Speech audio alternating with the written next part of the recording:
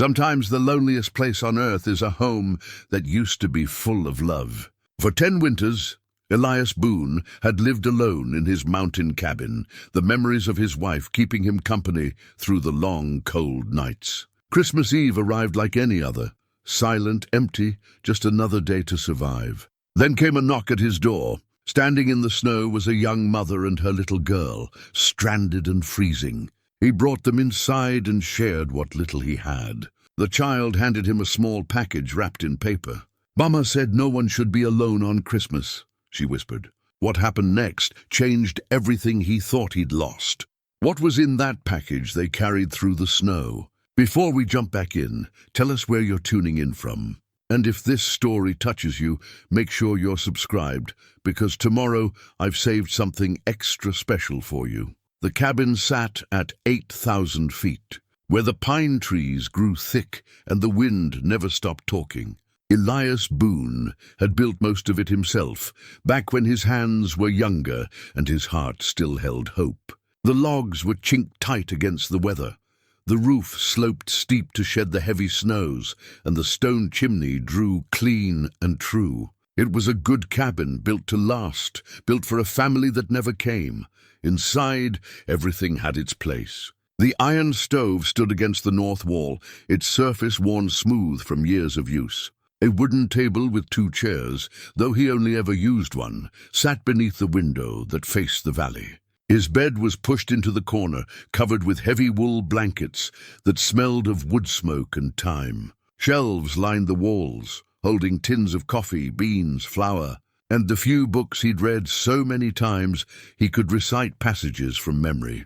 On the small table beside his bed sat a wooden box, plain and unadorned. Inside, wrapped in a square of soft leather, was a simple gold wedding band, Sarah's ring. He never opened the box anymore, but he knew it was there, and that was enough. Elias was 63 years old, though the mountains had weathered him beyond his years. His beard was more grey than brown now, his hands scarred and rough from work and weather. He stood just over 6 feet, his frame still solid despite the lean winters. His eyes were the colour of winter sky, pale blue and distant, as though he was always looking at something far away. He had come to Whispering Pines 35 years ago, a young man with a strong back and dreams of owning land. He'd worked as a ranch hand for the Brennan family, breaking horses and mending fences, saving every dollar he could. That's where he'd met Sarah Mitchell, the schoolteacher who boarded with the Brennans during the term. She had been small and sturdy, with dark hair she wore in a practical braid, and eyes that sparkled when she laughed. She read books by lamplight and knew the names of all the stars. She had loved the mountains as much as he did, had seen the same future he saw, a ranch of their own, children running through the meadows, a life built on honest work and simple joy. They married in the spring of 1880, in the small church in Whispering Pines. Tom Whitmore had stood as his best man, grinning wide and clapping him on the back. "You're a lucky man, Eli," Tom had said. "Don't you forget it." He never did forget it. Not for a single day. They had 5 years together, 5 years of laughter and plans, of winter evenings by the fire and summer mornings when the world smelled like pine and possibility. Sarah had wanted children, 3 at least, she'd said, maybe 4. She'd already started collecting things, tucking them away in the cedar hope chest her mother had given her. Little gowns and blankets, a primer for teaching letters, a wooden horse Elias had carved during the long winter nights. But the children never came. And then, in the winter of 1885, Sarah caught pneumonia. The doctor from town came up through the snow, did what he could, but the fever took her in 3 days. She died in their bed, her hand in his, whispering that she loved him and that she'd wait for him on the other side. Elias buried her in the spring when the ground thawed enough to dig. He marked her grave with a white cross and planted wild roses around it, the kind she'd loved. Then he'd walked away from the life they'd planned and built this cabin in the high country, where the only voices were the wind and the wolves. For 10 years, he'd lived alone. He trapped in the winter, hunted when he needed meat, and kept a small garden in the brief summer.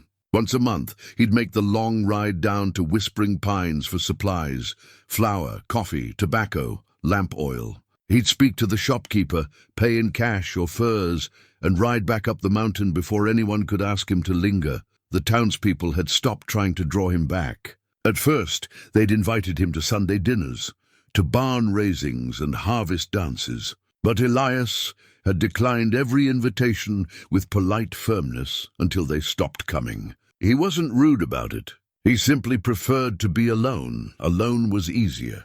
Alone meant he didn't have to pretend the world still held color.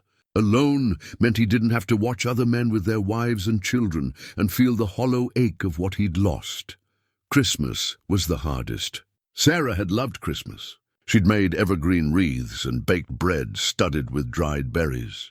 She'd sung carols in her clear, sweet voice and insisted they read the Nativity story on Christmas Eve, even though it was just the two of them. She'd made it magical.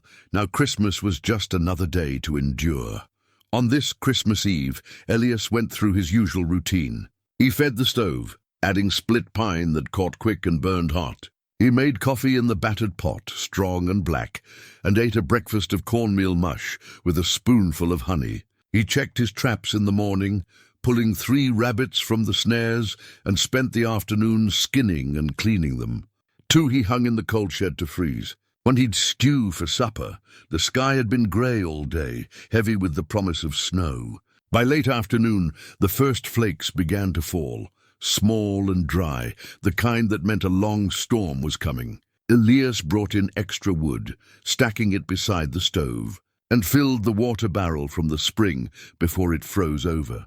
As darkness settled over the mountains, he lit the lamp and sat at his table with a plate of rabbit stew and a hunk of bread he'd baked 3 days prior. He ate slowly, methodically, tasting nothing. Outside, the wind picked up, howling through the pines, and the snow began to fall in earnest. He thought about Sarah. He always thought about Sarah on Christmas Eve. He wondered what she would think of him now, living like this, shut away from the world. Would she understand? Would she be disappointed? He pushed the thoughts away and washed his plate in the basin. He added another log to the fire and settled into his chair with one of his books, a collection of Robert Burns' poetry that Sarah had given him their first Christmas together. He read, without seeing the words, the familiar verses flowing through his mind like a river he'd crossed 1,000 times. The storm raged outside, the wind shrieking and the cabin timbers creaking. It would be a hard night. He was glad to be inside, glad for the fire and the solid walls. He was just thinking about banking the fire and going to bed when he heard it. A sound that didn't belong to the wind. A knock at his door. Elias froze, the book still open in his hands. He waited, wondering if he'd imagined it. But then it came again. 3 firm knocks, deliberate and clear, even through the howl of the storm. Nobody came up the mountain in weather like this. Nobody came up the mountain at all.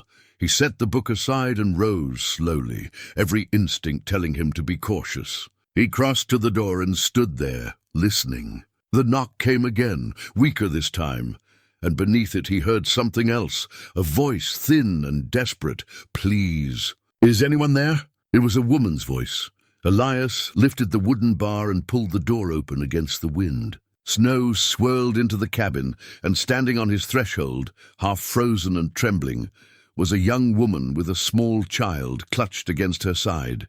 The woman looked up at him with eyes dark and desperate. Ice crusted her eyelashes and clung to the wool shawl wrapped around her head. The child in her arms, a little girl no more than 6, had her face buried against her mother's shoulder, her small body shaking with cold. For a moment, Elias could only stare. It had been so long since he'd seen another person at his door that the sight seemed almost unreal, like something conjured by the storm itself. "Please," the woman said again, her voice cracking.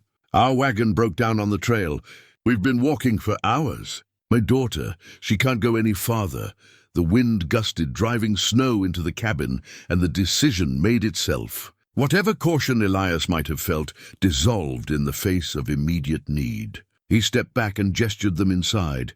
"Come in, quickly now." The woman stumbled across the threshold, and Elias shut the door behind them, dropping the bar back into place. The sudden absence of wind made the cabin feel almost silent. Just the crackle of the fire and the sound of the woman's ragged breathing.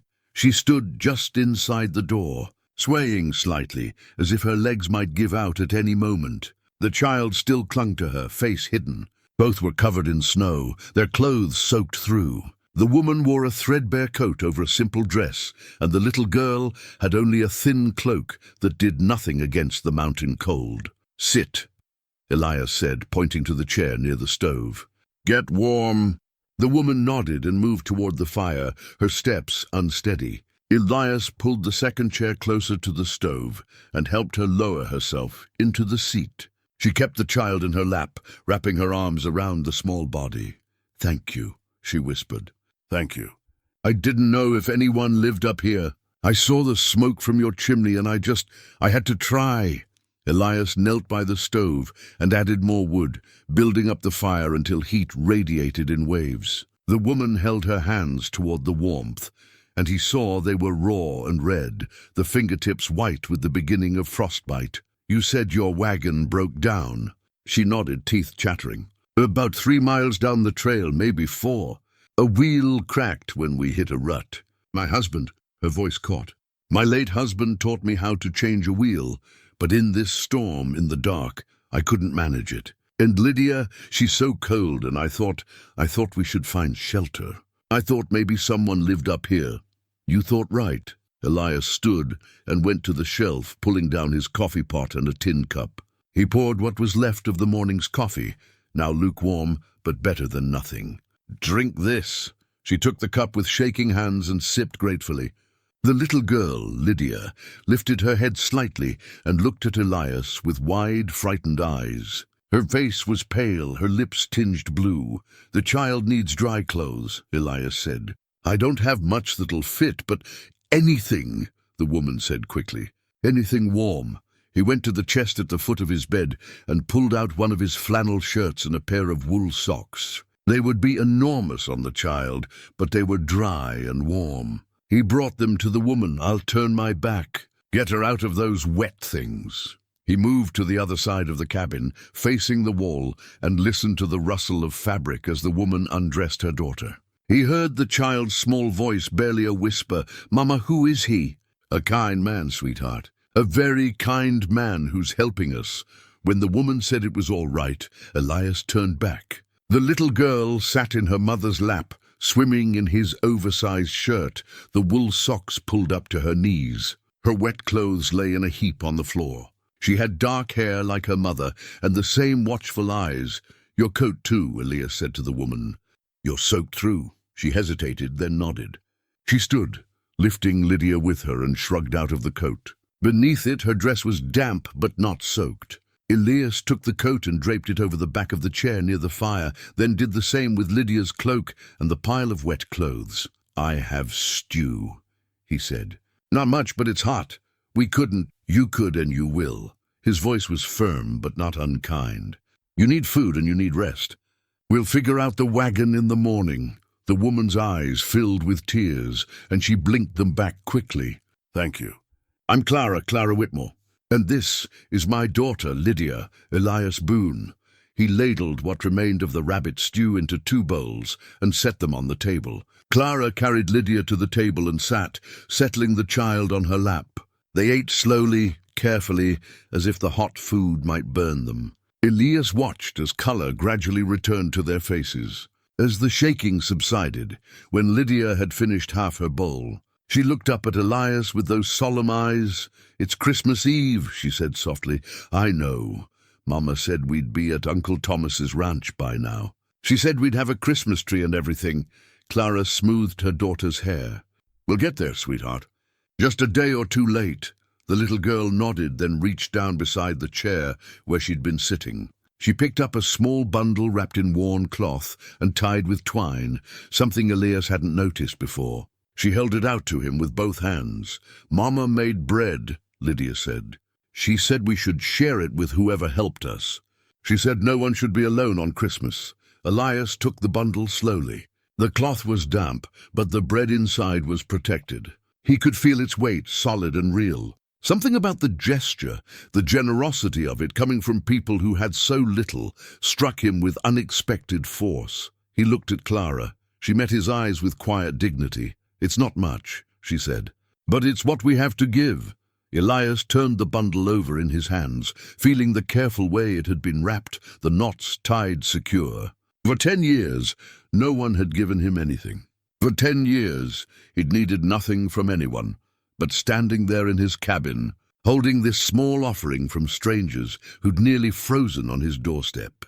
He felt something shift inside him, a crack in the ice that had formed around his heart. "Thank you," he said, and his voice came out rough. "That's kind of you." Lydia smiled just a little and leaned her head against her mother's shoulder. The fire crackled and the storm howled outside. But inside the cabin, for the first time in a very long time, there was the sound of other people breathing. The sense of life beyond his own. Clara finished her stew and set down the bowl. "Mr. Boone, I know this is an imposition. If you could just let us stay until the storm passes, we'll be on our way. I can pay you, not much, but something. Keep your money." Elias collected the bowls and set them in the basin. "The storm's going to last through the night at least, maybe longer. You and the child can have my bed. I'll sleep here by the fire. We couldn't take your bed. You can and you will." He said it in the same firm tone he'd used before, leaving no room for argument. "The child needs proper rest, and so do you." Clara looked like she might protest further, but exhaustion was written in every line of her face. She simply nodded. "Thank you, Mr. Boone. Truly, Elias is fine." He pulled back the blankets on his bed and gestured for them to lie down. Clara carried Lydia over and tucked her in, then climbed in beside her. The child was already half asleep, her eyes drooping. Clara pulled the blankets up around them both. "Good night, Elias," Lydia murmured. "Good night." "Child," he turned down the lamp until just a dim glow remained. Enough to see by, but not enough to keep them awake. Then he settled into his chair by the fire, pulling one of the spare blankets around his shoulders. The cabin was quiet except for the storm and the fire. Elias stared into the flames, the wrapped loaf of bread resting on the table beside him. He thought about Clara's words, "No one should be alone on Christmas," and wondered if Sarah had sent them somehow, if this was her way of reminding him that he was still among the living. He didn't know. He only knew that for the first time in 10 years, his cabin held more than memories. It held hope. Sleep didn't come easily for Elias. He dozed fitfully in the chair, waking every hour or so to add wood to the fire.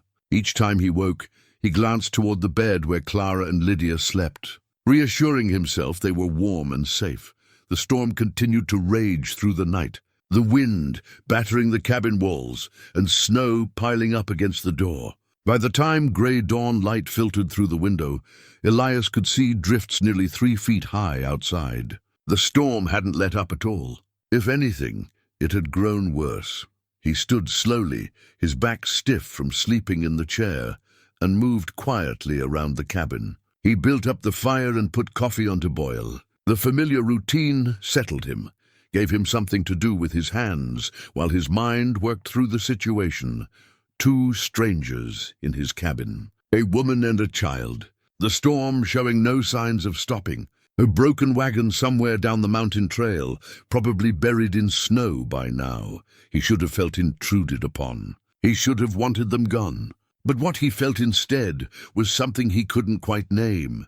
A stirring of purpose, perhaps, or simply the recognition that he was needed. Behind him, he heard movement from the bed. He turned to see Clara sitting up, her hair loose around her shoulders. She blinked in the dim light, momentarily disoriented, then seemed to remember where she was. "Morning," Elias said quietly. "Good morning." She carefully extracted herself from the blankets without waking Lydia and crossed to the window. When she saw the snow, her face fell. "Oh, storm's not done yet. Could blow for another day or 2. Clara wrapped her arms around herself. She still wore her dress from yesterday, now dry but wrinkled. "I'm sorry. I know you didn't plan on having house guests. Nobody plans for a blizzard." Elias poured coffee into 2 cups and handed her one. but we're warm and we've got food. That's more than most can say in weather like this." She accepted the coffee gratefully and sipped it, closing her eyes as the warmth spread through her. For the first time, in proper light, Elias could see her clearly. She was younger than he'd first thought, maybe 30, 32.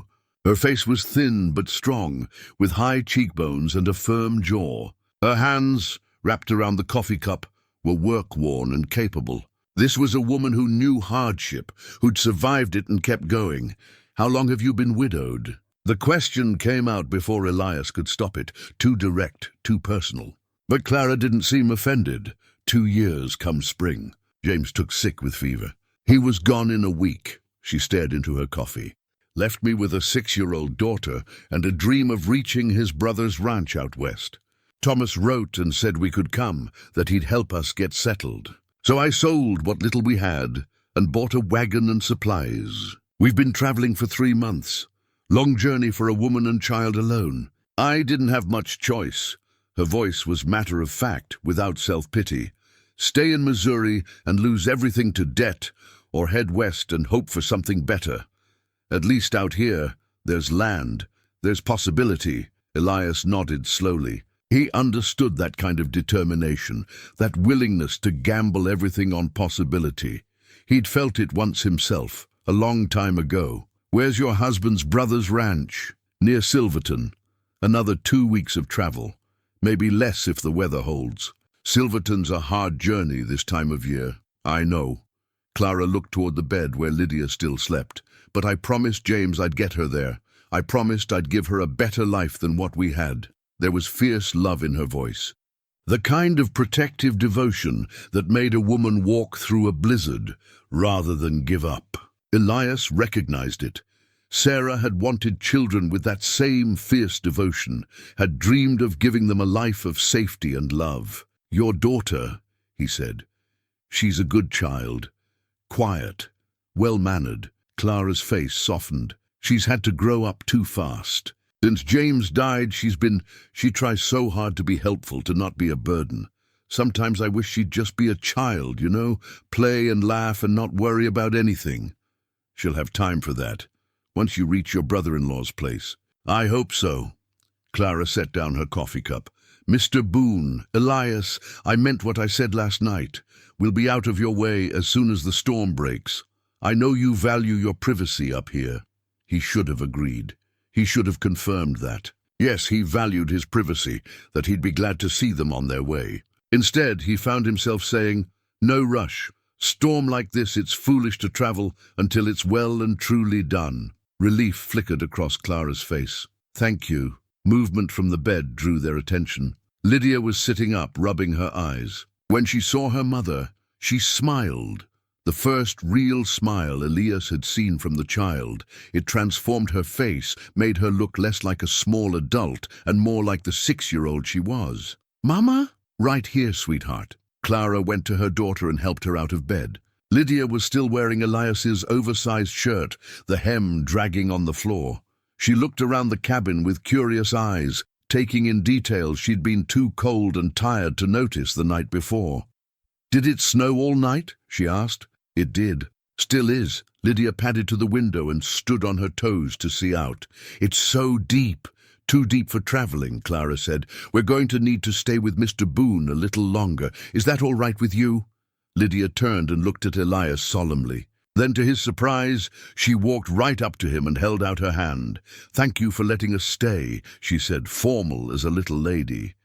"You're very kind." Elias looked down at the small hand extended toward him. It had been so long since he'd touched another person with anything resembling affection. But the gesture was so earnest, so genuine, that he found himself reaching out and taking her hand gently. "You're welcome, Miss Lydia."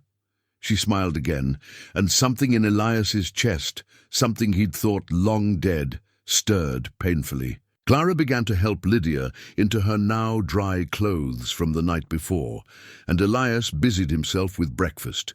He made cornmeal porridge and sweetened it with the last of his honey. It wasn't much, but it was hot and filling. They ate together at the table, and for the first time both chairs were occupied.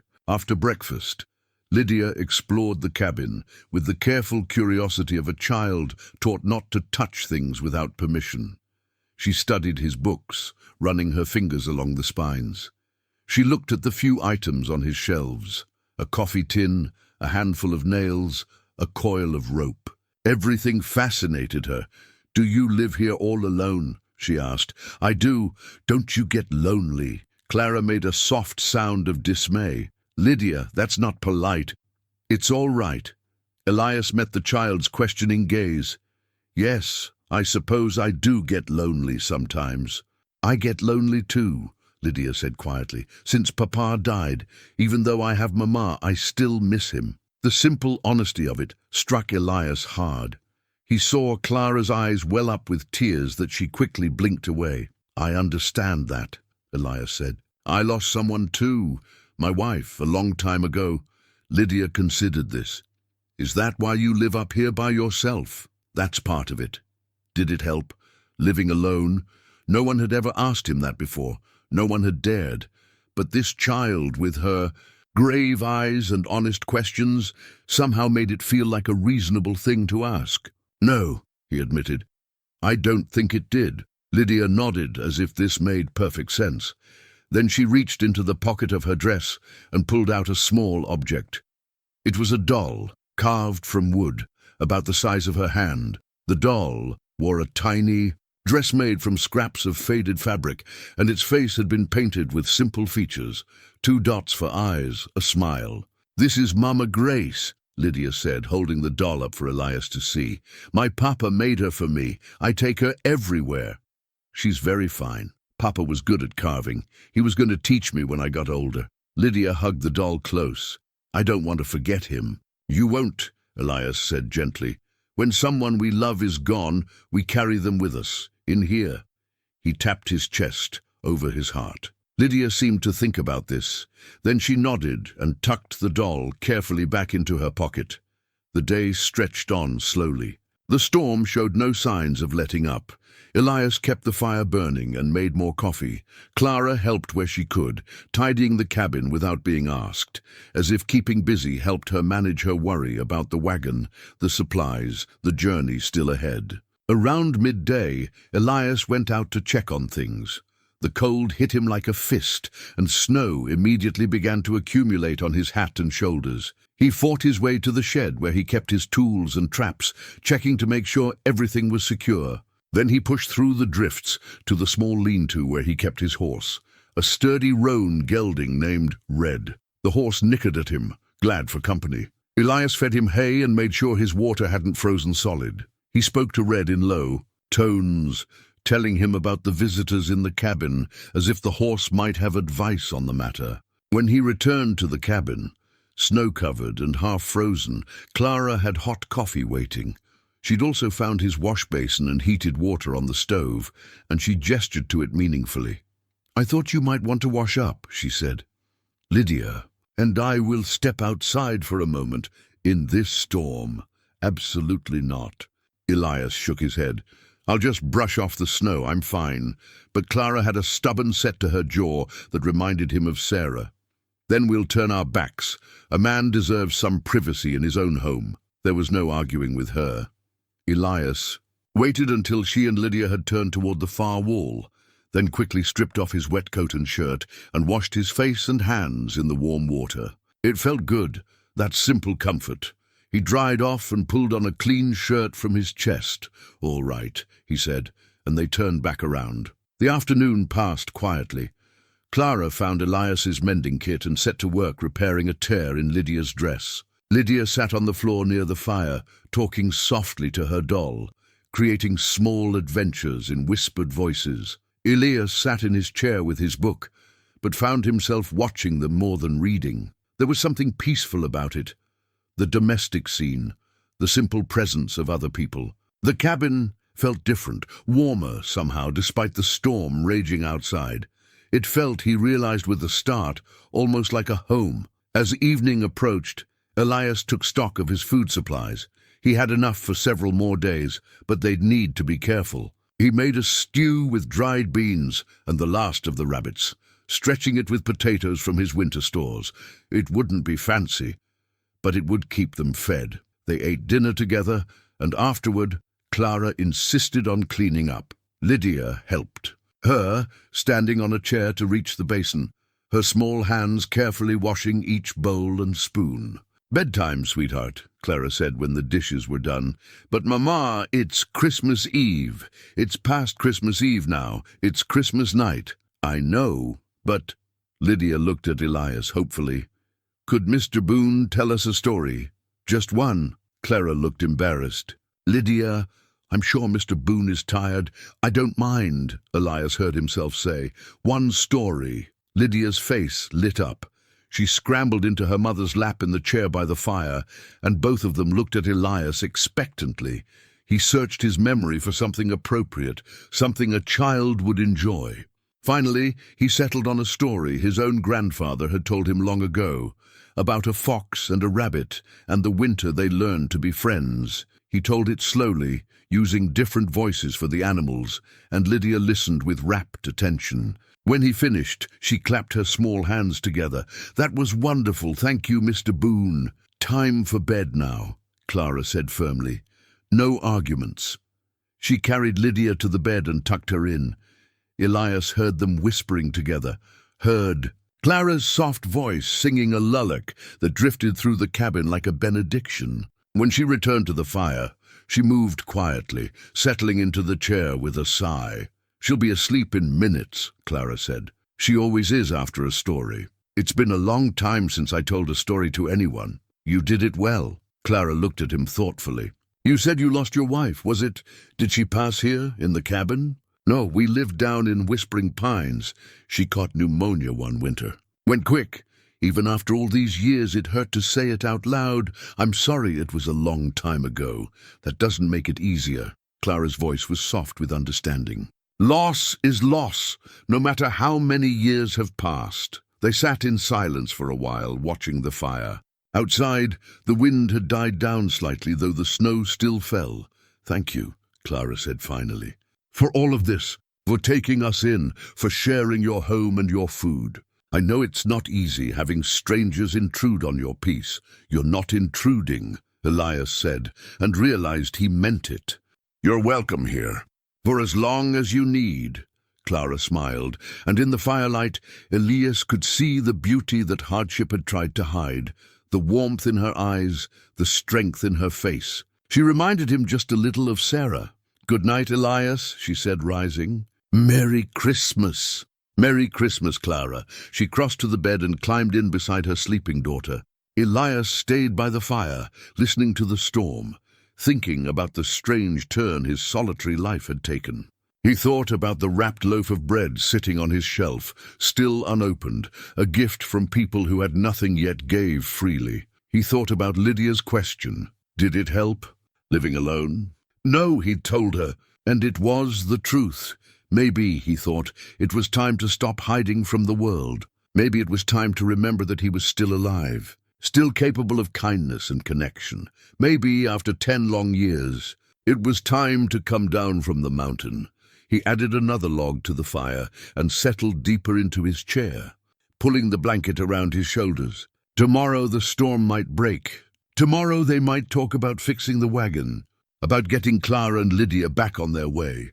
But tonight, for the first time since Sarah died, Elias's cabin was full of life and warmth and possibility, and that, he thought, was gift enough for any Christmas. Morning came quietly. The storm had finally passed in the night, leaving behind a world transformed by snow. When Elias looked out the window, he saw drifts piled high against the cabin walls and the pines bowing under their white burden. The sky was pale and clear, the kind of crystalline blue that came after a big storm. He'd slept poorly again, his mind too full of thoughts to rest properly. He kept thinking about Clara's story, a widow traveling alone with a child, heading to family out west. It was a hard journey, even in good weather. In winter, it was borderline foolhardy, yet she'd had no choice, or at least felt she had none. Desperation pushed people to brave things. He knew that well enough. Clara was already awake when he rose from his chair. She sat at the table with her hands wrapped around a cup of coffee, staring out the window at the snow. She looked tired, the kind of bone-deep weariness that came from carrying too much worry for too long. "Storm's done," Elias said by way of greeting. "I see that." She turned to face him. "How long until the trail's passable, do you think?" "Depends. Main drifts will settle some by midday. But 3 feet of fresh snow, that wagon of yours won't move easy. We have to try. We've already lost a day and a half." Anxiety crept into her voice. "I told Thomas we'd arrive by Christmas. He'll be worried. Can't be helped. Weather doesn't care about plans." Elias moved to the stove and started building up the fire for breakfast. "I'll ride down after we eat, see what condition the wagon's in. Might be we can fix it, might be it'll need more than that." Relief softened Clara's face. "I can't ask you to—" "You're not asking. I'm offering." She nodded, accepting his help with quiet grace. Behind her, Lydia stirred in the bed, making small sounds as she woke. The child sat up, her dark hair tangled, and looked around the cabin with sleepy confusion before remembering where she was. "Mama?" "Right here, sweetheart." Lydia climbed out of bed and padded over, still wearing Elias's oversized shirt. She leaned against her mother's side and Clara wrapped an arm around her. "Is the storm over?" Lydia asked. "It is. Mr. Boone is going to help us with the wagon today." The child looked at Elias with those serious eyes. "Thank you, Mr. Boone." "Just Elias is fine, child." They ate breakfast together, more cornmeal porridge, this time with a bit of dried apple mixed in. It wasn't much, but they ate it gratefully. Afterward, Elias bundled up in his heavy coat and headed out to Saddle Red. The cold was fierce but clean, that particular bite that came with clear winter days. He slogged through the deep snow to the lean-to, and Red greeted him with a soft nicker. The horse seemed glad for the prospect of activity after being cooped up through the storm. "Got work to do, old friend," Elias murmured as he saddled up. "Wagon to find, probably half buried by now." He led Red out into the snow and mounted up. The horse moved carefully, feeling his way through the drifts. From the cabin door, Clara and Lydia watched.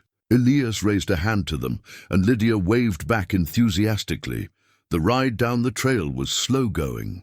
In places, the snow came up to Red's chest, and they had to pick their way carefully around drifts and fallen branches. Everything looked different under all that white, the familiar landmarks buried or transformed. But Elias knew these mountains, and he trusted Red to keep his footing. It took him the better part of an hour to cover what would normally be a 20-minute ride. When he finally spotted the wagon, his heart sank. It sat tilted at a sharp angle, where the trail narrowed between 2 large pines. One wheel was indeed broken, not just cracked but shattered, with several spokes snapped clean through. The wagon bed listed dangerously to one side, and snow had drifted halfway up the sides. But that wasn't the worst of it. The wagon was loaded with supplies, trunks and crates and bundles, all of it now buried under snow and exposed to the elements. Some of the bundles had come loose, their bindings broken, contents spilling out. He could see fabric, tools, what looked like a bag of flour that had burst open. 2 months of traveling, all their worldly possessions, and half of it was damaged or destroyed. Elias dismounted and waded through the snow to examine the situation more closely. The axle was sound, at least, that was something. But the wheel would need to be replaced entirely, and he didn't have a spare wheel up at his cabin. They'd have to go down to Whispering Pines for that, and getting the wagon down the mountain with a broken wheel would be near impossible. He dug through the snow, checking what he could of their supplies. Some things were salvageable. A trunk of clothes that had stayed relatively dry, some cookware, tools. But a lot was ruined. The flour was gone. A sack of beans had split and scattered, and several bundles of fabric were soaked through. He thought about Clara's face, the determination and fear mixed together. She'd sold everything to make this journey, gambled everything on reaching her brother-in-law's ranch. Losing half her supplies would be devastating. Elias spent another hour digging out what he could and assessing the damage. Then he remounted Red and headed back up the mountain, rehearsing in his mind how to break the news gently.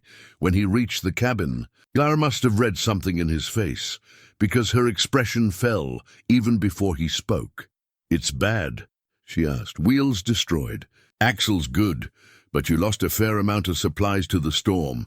Wagon's not going anywhere without a new wheel, and I don't have one to give you." Clara closed her eyes briefly, then nodded. When she opened them again, they were bright with unshed tears, but her voice stayed steady. "How much did we lose?" "Hard to say exactly.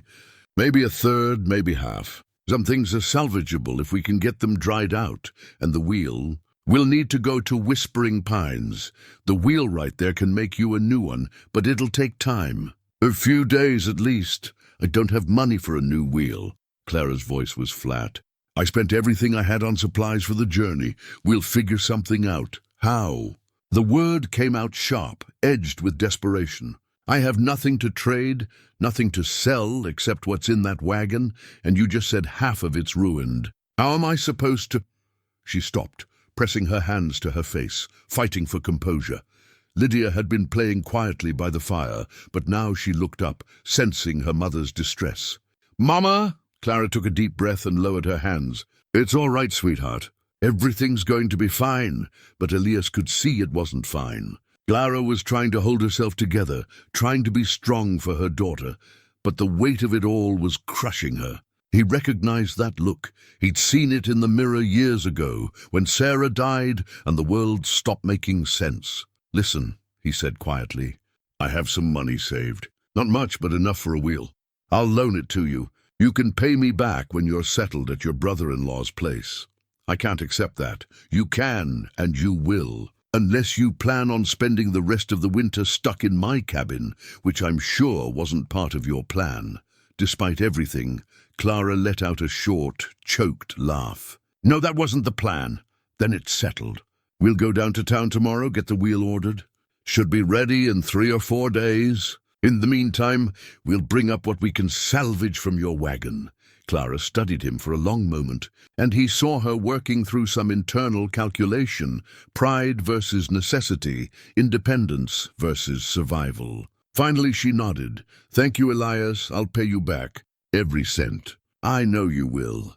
The rest of the day was spent in practical matters. Elias went back down the trail with his sled and retrieved what he could from the wagon. The trunk of clothes, the tools, the cookware, several bundles that had stayed mostly dry. He made 3 trips, and by the time he hauled the last load up to the cabin, dusk was falling and he was exhausted. Clara and Lydia helped him bring everything inside. They spread the wet things out near the fire to dry and sorted through the rest, taking stock of what they had left. It was sobering. Much of Clara's carefully packed supplies were simply gone. Food, fabric, items she'd planned to trade or sell once they reached Silverton. But Clara didn't break down. She worked methodically, her face set with determination, salvaging what she could and accepting what was lost. Lydia stayed close to her mother, helping where she could, her small face grave. That evening, as they sat around the table eating a sparse supper, Lydia pulled something from the pocket of her dress. It was a small book, its cover stained but intact. "I found this in the wagon," she said, holding it up. "Papa used to read it to me. It was a primer, the kind used to teach children their letters." Clara reached for it, and her hands trembled slightly as she opened the cover. Inside, in faded ink, was an inscription, "To Lydia with love from Papa." "I thought we'd lost this," Clara whispered. "I thought it was gone." "The trunk kept it safe," Elias said. Clara clutched the book to her chest, and finally the tears she'd been holding back began to fall. She wept quietly, and Lydia climbed into her lap and wrapped her small arms around her mother's neck. "It's all right, Mama. We still have Papa's book. We still have each other. I know, sweetheart. I know." Elias looked away, giving them privacy in their grief. He busied himself with cleaning up the supper dishes, moving quietly around the cabin. When he glanced back, Clara had composed herself. She wiped her eyes and held Lydia close, stroking her daughter's hair.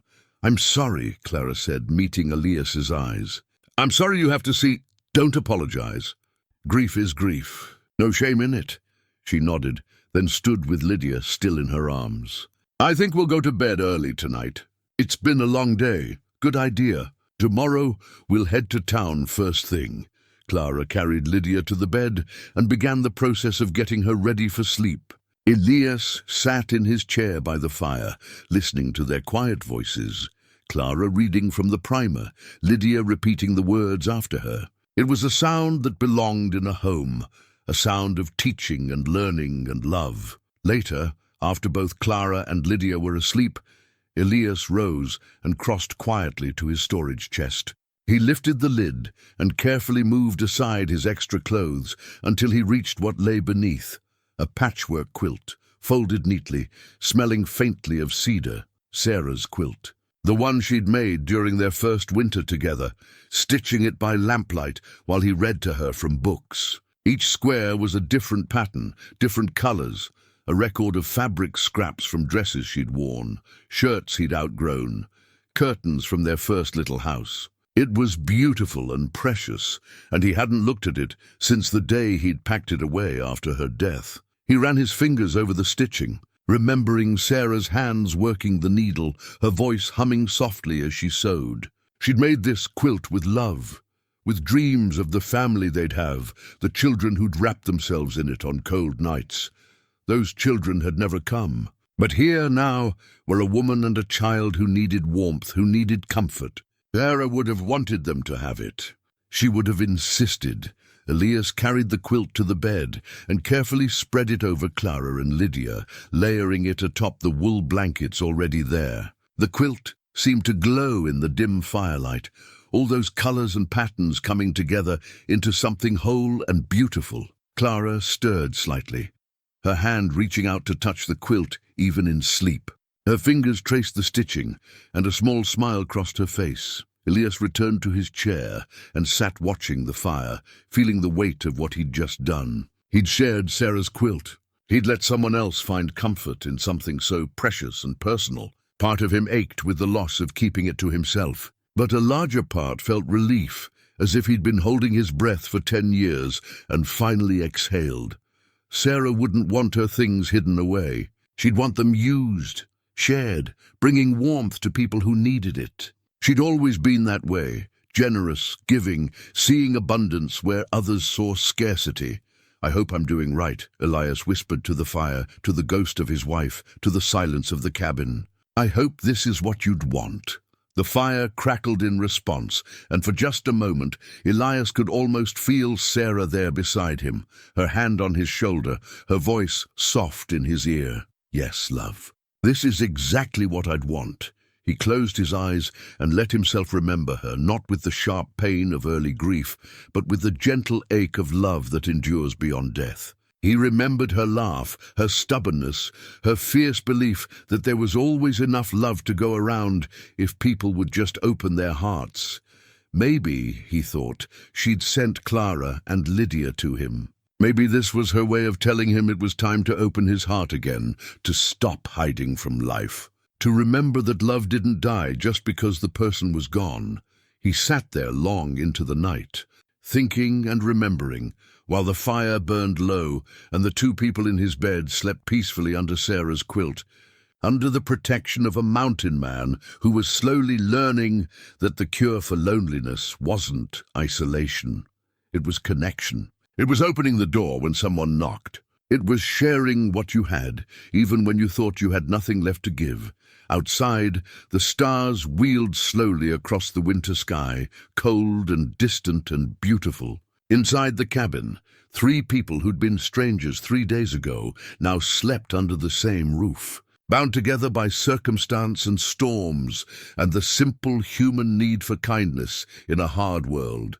And in the morning, they would go down the mountain together, taking the first steps toward whatever future waited for them below. The journey to Whispering Pines took most of the morning. The 3 of them rode together, Elias on red with Lydia sitting in front of him, Clara on the sled being pulled behind. It wasn't the most comfortable arrangement, but it got them down the mountain. Lydia chattered most of the way, asking questions about everything they passed. "What kind of tree is that? What do those tracks belong to? Have you ever seen a bear?" Elias answered each question patiently, and found himself surprised by how much he enjoyed it. The child's curiosity was genuine and unaffected, and her delight in the world around her was infectious. Clara said little during the ride, but he could feel her nervousness increasing as they drew closer to town. She sat rigidly on the sled, her hands gripping the edges, her eyes scanning the trail ahead. "You all right?" Elias called back to her during a rest stop, just thinking about how much this wheel is going to cost and how long it'll take. Every day we're delayed is another day Thomas is worrying. Can't be helped. A broken wheel is a broken wheel. I know. I hate being such a burden. You're not a burden, Clara. You're a woman dealing with bad luck and hard weather. Anyone would do the same. She didn't look convinced, but she nodded and climbed back onto the sled. Whispering pines sat in a valley between two ridges, a collection of wooden buildings clustered along a main street. It wasn't much of a town, maybe 200 people at most, but it had the essentials: a general store, a smithy, a church, and a handful of houses. Smoke rose from chimneys, and people moved along the street going about their business. As Elias rode into town with Clara and Lydia, heads turned. People stopped what they were doing to stare. Elias Boone hadn't been seen in town with company in over a decade. The sight of him with a woman and child was enough to set tongues wagging immediately. He ignored the stares and headed straight for the smithy, where old Gordon Price worked his forge. Gordon had been the wheelwright in Whispering Pines for 40 years, and there wasn't a wheel he couldn't make or repair. Elias dismounted and helped Lydia down, then offered a hand to Clara as she climbed off the sled.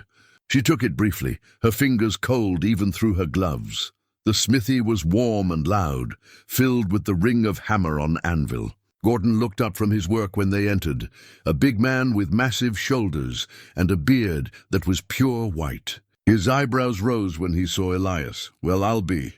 Elias Boone.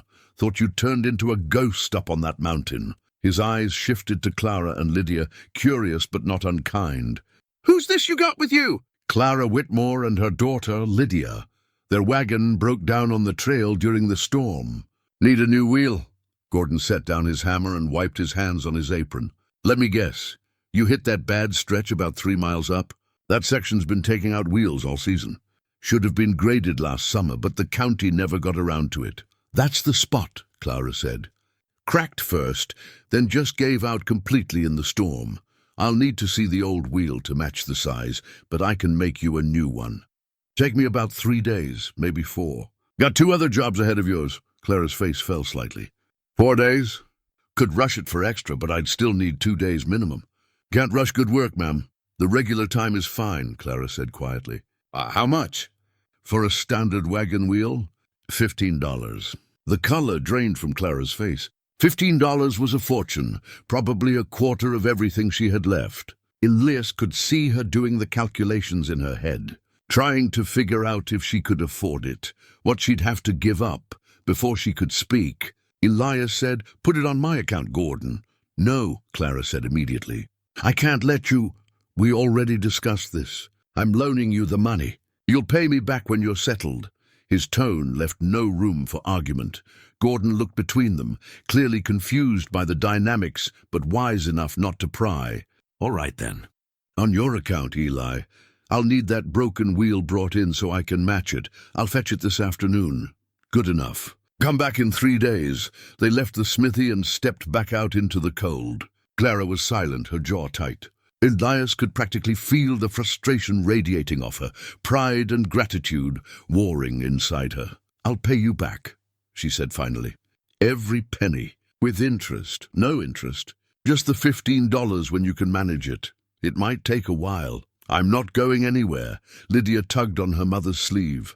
"Mama, can we see the town, please?" Clara looked like she wanted to refuse, wanted to just hide somewhere until it was time to leave. But she looked down at her daughter's hopeful face and relented. "All right, but stay close."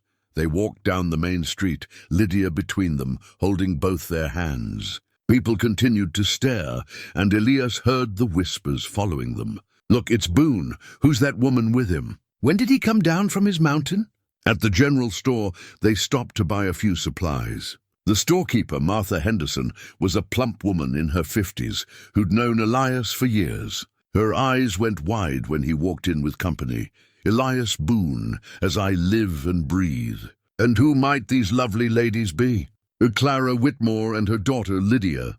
They had wagon trouble on the mountain trail. Going to be staying up at my place while Gordon makes them a new wheel.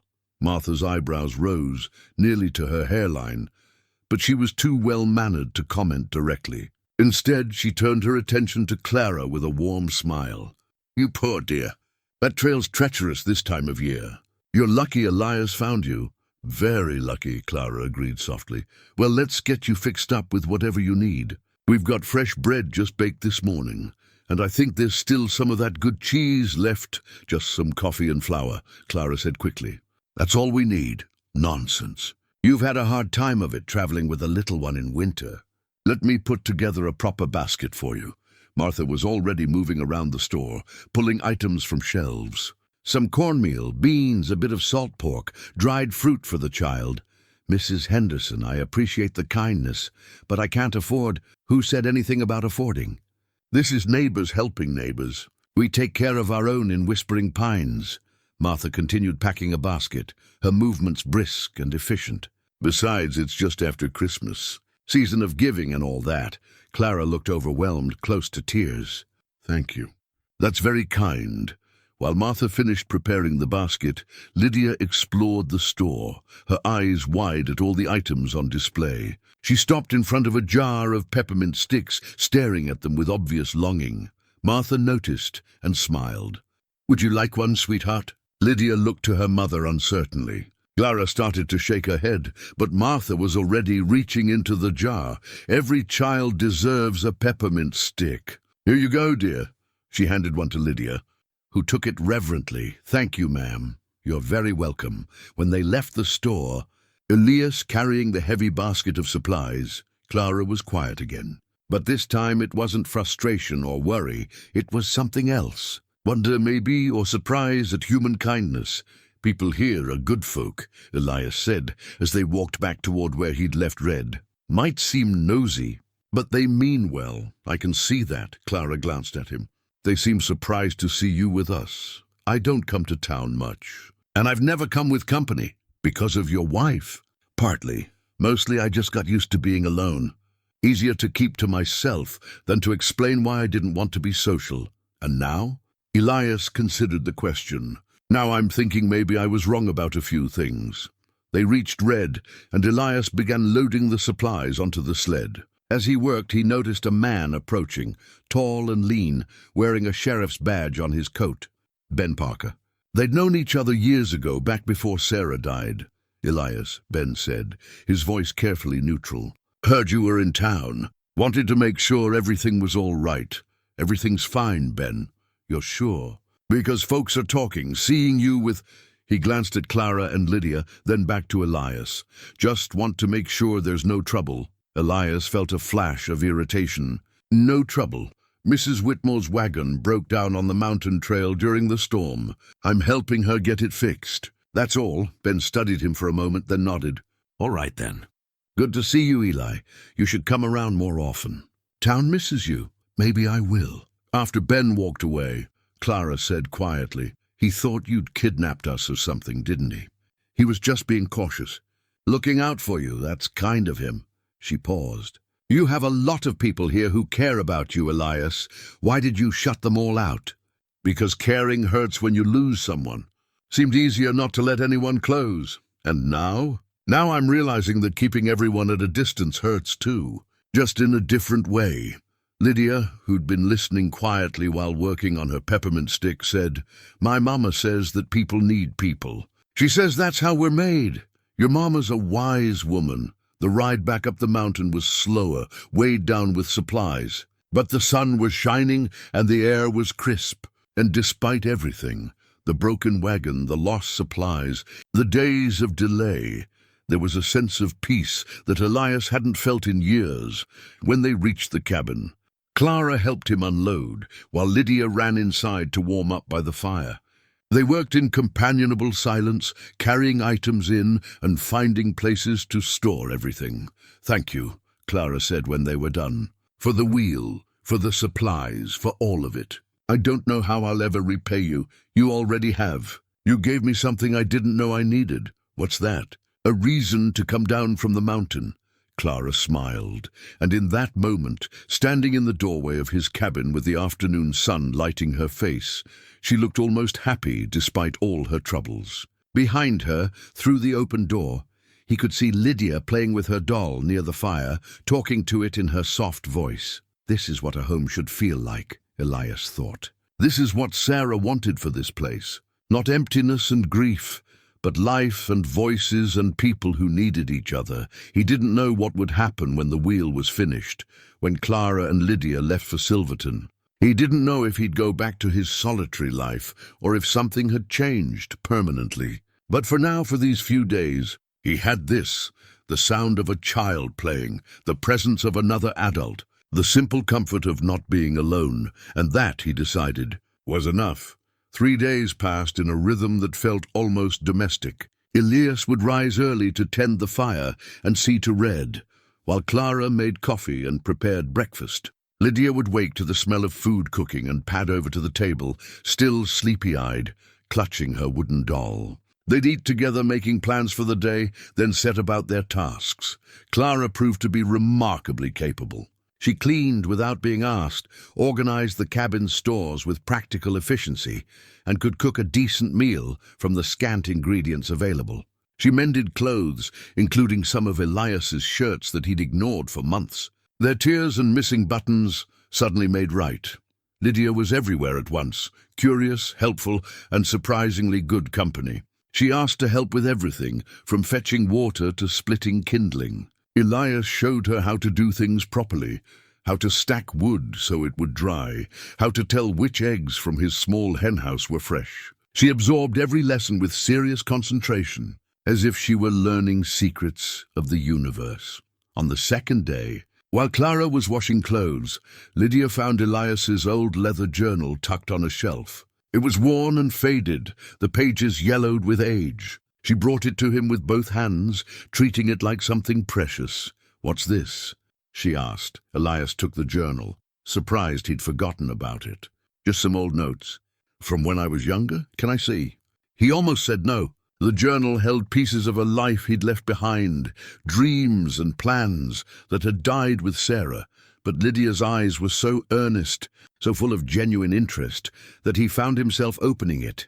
The pages were covered with sketches and notes. Horse training techniques, plans for a barn, estimates for fencing, a rough map showing where he'd planned to build a house, where the pastures would go, where the garden would be planted. All the pieces of the ranch he and Sarah had dreamed of creating. "You can draw," Lydia exclaimed, pointing to a sketch of a horse in mid-gallop.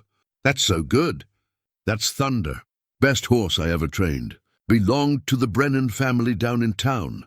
Lydia flipped through more pages, studying each drawing with care. "What's this place?"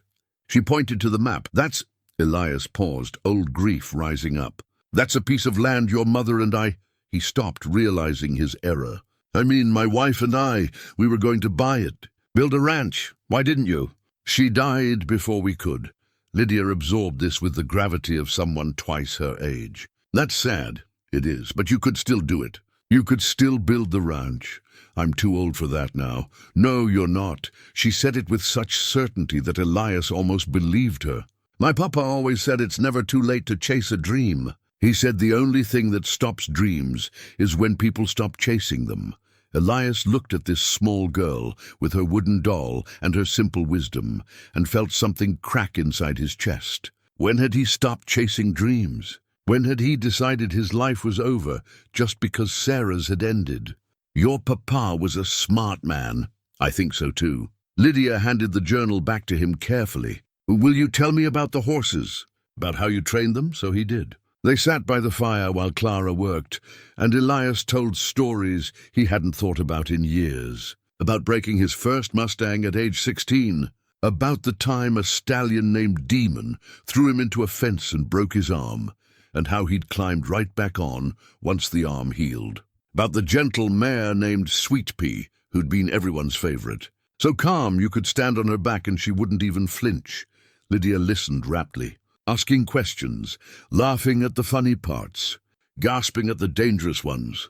And Elias found himself enjoying the telling, reliving those days when he'd been young and strong and full of confidence that the world would bend to his will if he just worked hard enough. Clara listened too, while she worked.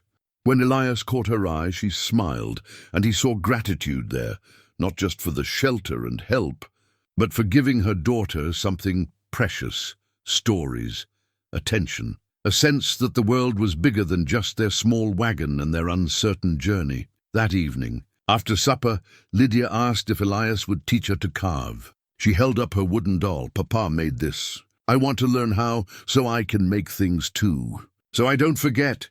Elias looked to Clara, who nodded permission. He fetched his knife and a small piece of soft pine, then showed Lydia how to hold the knife properly, how to cut away from herself, how to let the wood tell you what it wanted to be. "You don't force it," he explained, demonstrating with careful strokes. "You work with the grain, see? You listen to the wood." Lydia watched intently, then tried it herself under his close supervision. Her first cuts were clumsy, but she had patience. She worked slowly, carefully, her tongue poking out slightly in concentration. Clara sat across from them, mending a dress by lamplight, and the scene felt so natural, so right, that Elias had to remind himself this was temporary. In a day or two the wheel would be ready. Clara and Lydia would leave.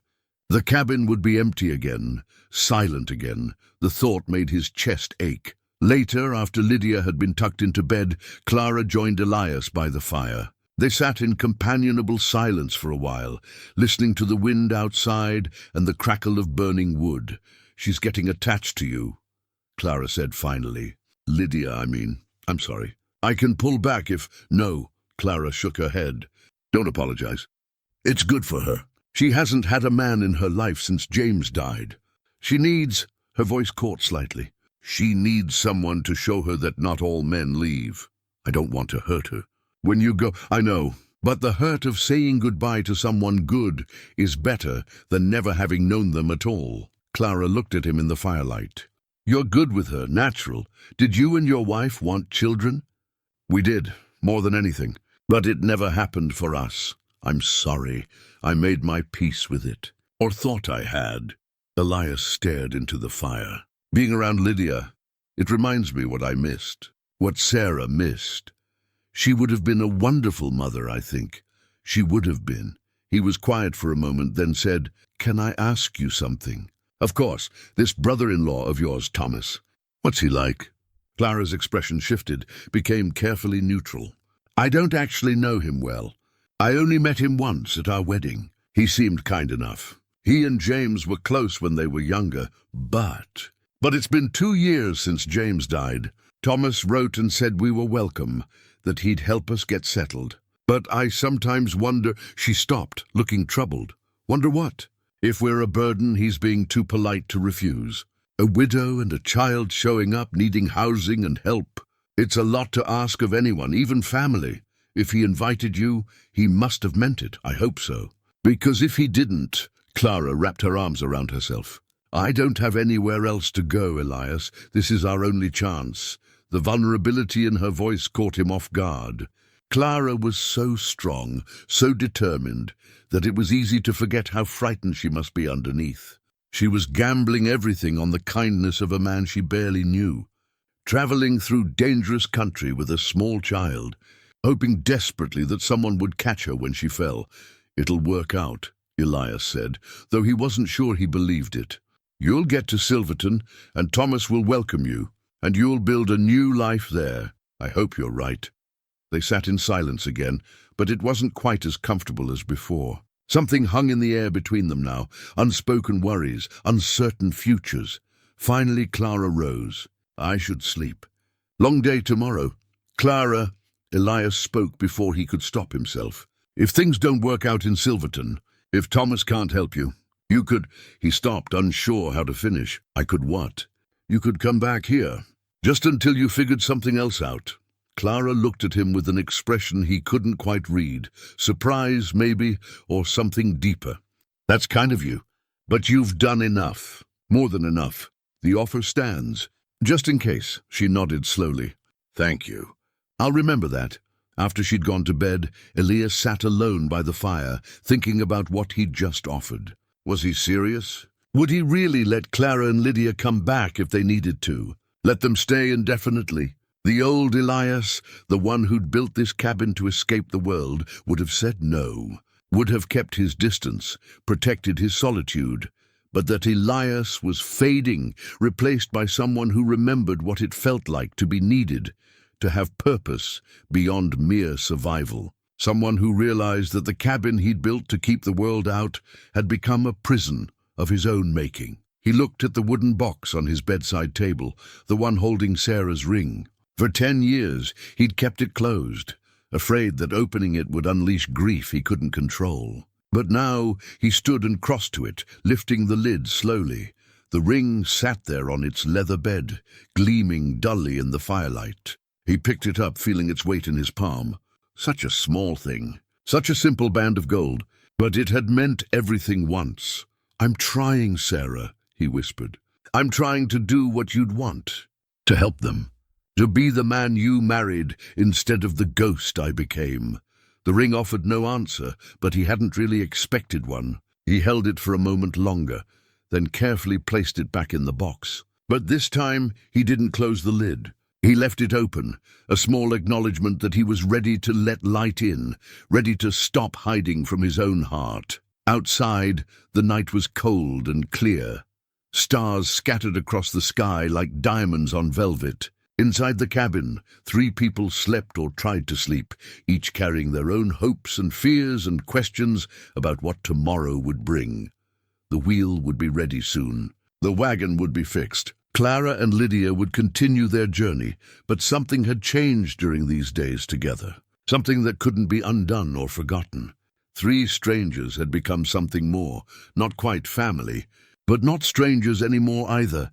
And for Elias Boone, who'd spent 10 years convinced he needed no one, the thought of the cabin being empty again felt unbearable. He added another log to the fire and settled into his chair, wrapping the blanket around his shoulders.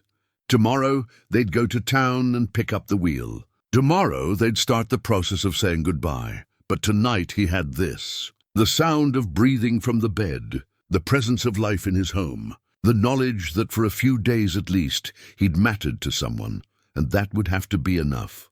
On the 4th morning, they returned to Whispering Pines to collect the wheel. The ride down was quieter than previous trips, all 3 of them feeling the weight of what came next. Once they had the wheel, there would be no reason to delay. Clara and Lydia would pack up, fix the wagon, and continue their journey to Silverton. Gordon had the wheel ready, a beautiful piece of work with perfectly fitted spokes and a solid iron rim. He helped Elias load it onto the sled, then stood with his hands on his hips, looking satisfied. "That'll hold you all the way to California if you treat it right," he told Clara. "Just watch for those deep ruts and you'll be fine."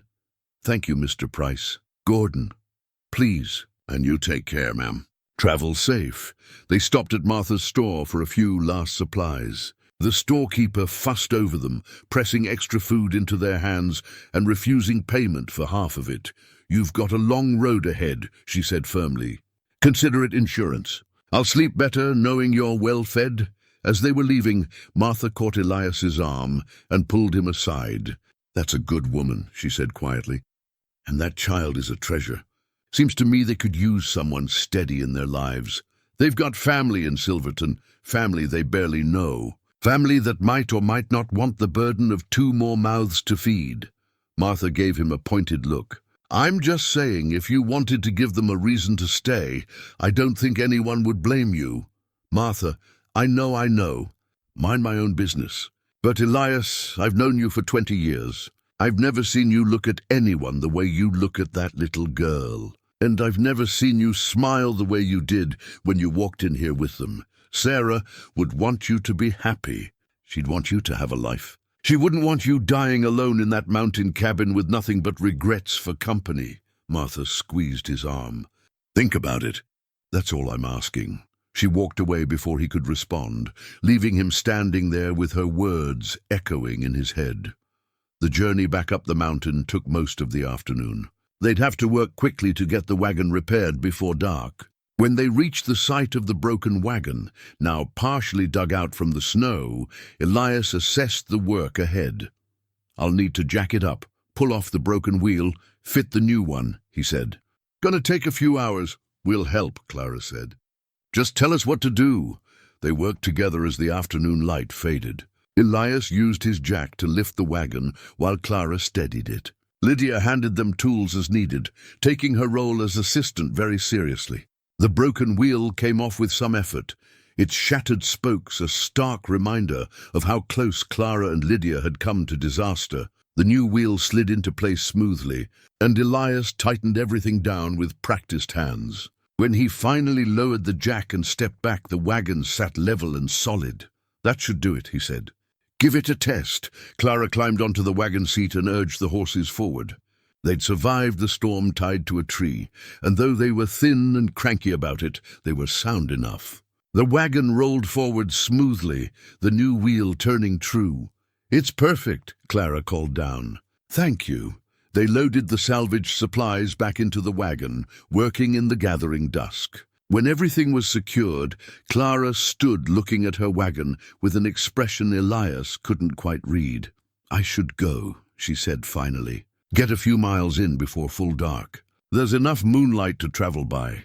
"You could stay one more night," Elias heard himself say.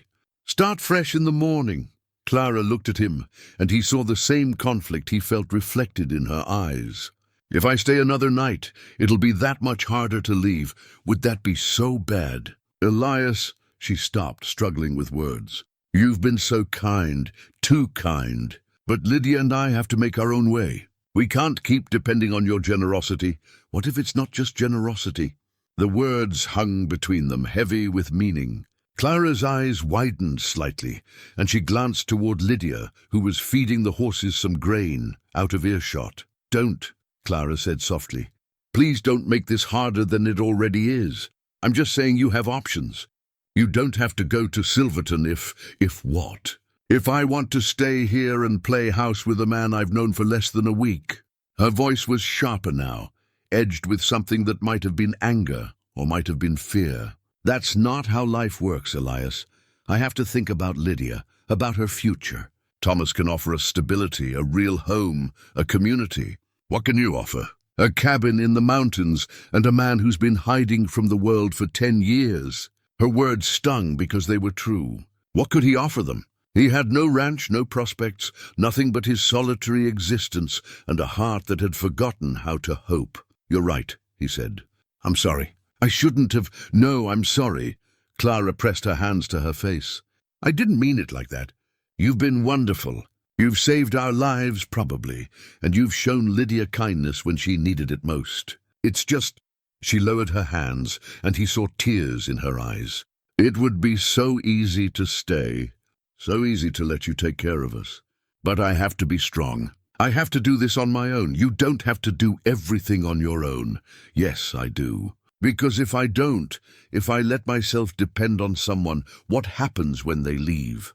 When they die? I can't." Her voice broke. "I can't lose someone else, Elias. I can't let Lydia lose someone else. It's better to just keep moving, keep going toward the life James wanted for us." Before Elias could respond, Lydia came running over. "Mama, are we leaving now?" Clara wiped her eyes quickly and forced a smile. "Yes, sweetheart." "Say thank you to Elias." Lydia turned to him and her face crumpled. "Do we have to go?" "Your mama thinks it's best, but I don't want to go. I like it here." "I like you." The child's voice rose, tears spilling down her cheeks. "Can't we just stay?" "Lydia." Clara reached for her daughter, but Lydia pulled away. "No. It's not fair. Papa died, and now we have to leave Elias too, and I don't want to." She was crying hard now, the tears of a child who'd been brave for too long and finally reached her breaking point. Clara looked stricken. "Sweetheart, please." Elias knelt down to Lydia's level. "Hey now, listen to me." The child looked at him through her tears, her face red and blotchy. "Your mama's doing what she thinks is right," Elias said gently. "She's trying to get you to a place where you'll be safe and have a real home. That's what parents do. They make the hard choices because they love their children. You understand?" Lydia nodded miserably. "And I'm not going anywhere." I'll be right here on this mountain. If you ever need me, you know where to find me. All right? But we're going so far away. Far isn't forever. People come back sometimes, and even if they don't, the time you spend with someone matters. It doesn't disappear just because you say goodbye. He pulled her into a hug, and she clung to him, crying into his shoulder. Over her head, he met Clara's eyes and saw her crying too, silent tears streaming down her face. After a long moment, Lydia pulled back and wiped her nose on her sleeve. "I'm going to remember you," she said solemnly. "Forever and ever. I'll remember you too, Miss Lydia. You take care of your mama, all right? She's going to need you to be strong." "I will." Elias stood and pulled something from his pocket, the small wooden horse he'd carved years ago, the one meant for the children he and Sarah never had. He'd fetched it from the hope chest that morning, somehow knowing this moment would come. "I want you to have this," he said, pressing it into Lydia's hands. "Your papa would have wanted you to have something to remember him by, and this was carved with love for a child who deserved it." Lydia looked at the horse, running her fingers over the smooth wood, the carefully carved mane and tail. "It's beautiful.